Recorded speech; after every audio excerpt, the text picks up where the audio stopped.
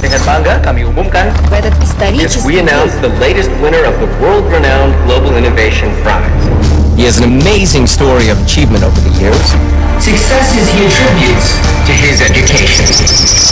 After graduating from one of the most distinguished universities, first working with the UN on solutions for global sustainability. It's a solution that will change Akan mengubah cara pandang kita terhadap dunia selamanya.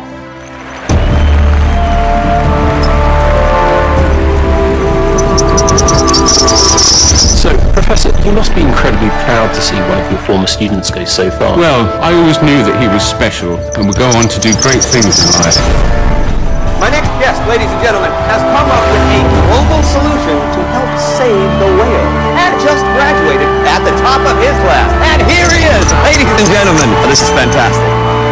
Wait. Okay, now, before we get started, your family made me promise to share this picture of you. Now, this is you back when you were younger, first getting started at EF. We getting that? Well, if you think they're excited, check out what's going on around the world.